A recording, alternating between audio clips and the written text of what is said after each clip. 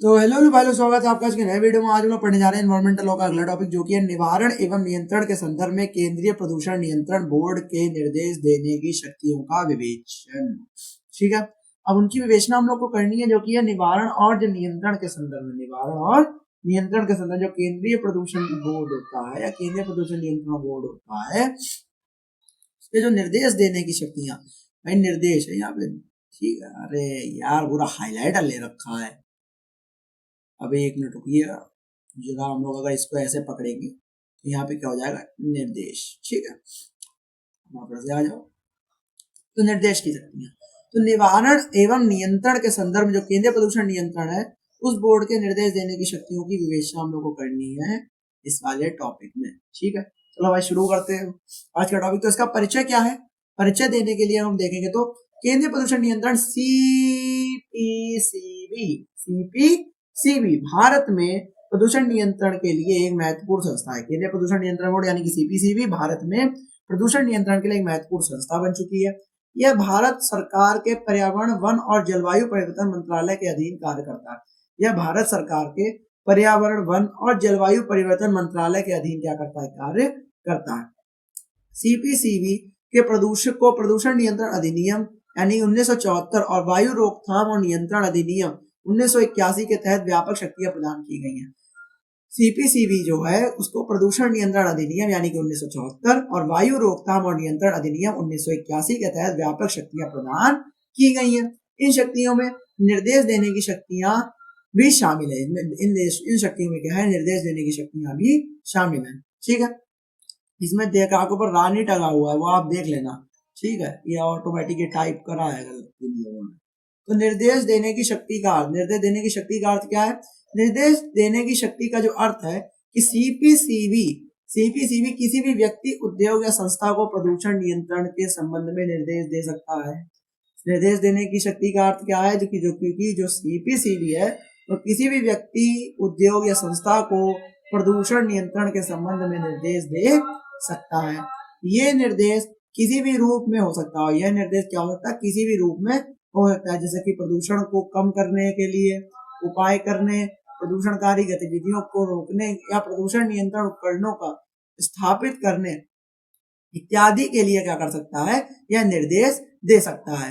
CPCB को निर्देश देने की शक्ति क्यों प्रदान की गई है, तो सीपीसीबी को निर्देश देने की शक्ति इसलिए प्रदान की गई है ताकि वह प्रदूषण को प्रभावी ढंग से नियंत्रित कर सके, ताकि वो क्या कर सके, प्रदूषण जो फैल रहा है उसको प्रभावी ढंग से, इम्पैक्टफुल तरीके से नियंत्रित कर सके, कंट्रोल कर सके। यह शक्ति सीपीसीबी को प्रदूषण के खिलाफ लड़ाई लड़ने में एक शक्तिशाली हथियार प्रदान करती है। यह सीपीसीबी के खिलाफ लड़ाई में क्या करती है, एक शक्तिशाली हथियार भी प्रदान करती है। ठीक है, अब सीपीसीबी द्वारा निर्देश दिए जाने वाले, सीपीसीबी द्वारा निर्देश दिए जाने वाले निर्देशों के प्रकार। भाई सीपीसीबी द्वारा निर्देश दिए जाने वाले उनके निर्देशों के प्रकार जो कि निम्नलिखित है। अब क्या निम्नलिखित है भाई, वो भी देख लो भाई।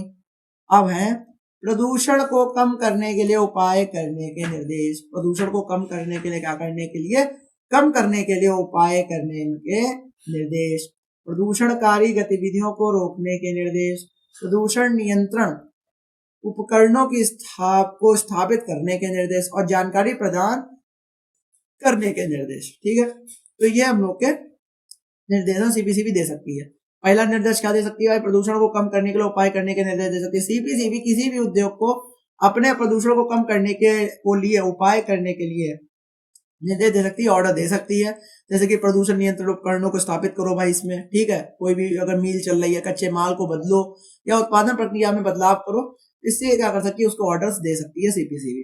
प्रदूषणकारी जो गतिविधियां उनको रोकने के लिए क्या निर्देश दे सकती है, जो सीपीसीबी है किसी भी उद्योग को प्रदूषणकारी गतिविधियों को रोकने के लिए निर्देश दे सकता है। सीपीसीबी क्या कर सकता है, किसी भी उद्योग को क्या कर सकता है, प्रदूषणकारी जो गतिविधियां उनको रोकने के लिए निर्देश दे सकता है। जैसे कि कचरे को खुले में ना फेंको भाई, ठीक है, या हानिकारक रसायनों का उपयोग करना, ये सब क्या है, प्रदूषणकारी जो गतिविधियां उनको रोकने के लिए निर्देश दे सकता है सीपीसीबी।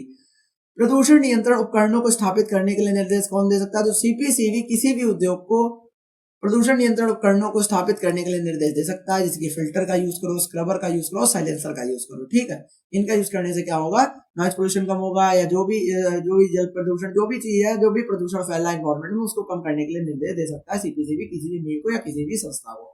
ठीक है, जानकारी प्रदान करने के निर्देश दे सकता है। सीपीसीबी किसी भी उद्योग को प्रदूषण के संबंध में जानकारी प्रदान करने के निर्देश दे सकता है, जैसे कि प्रदूषण के स्तर के बारे में डाटा।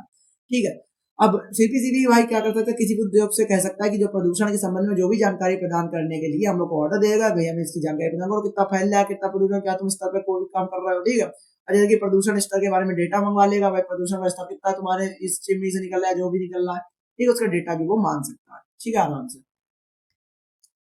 अब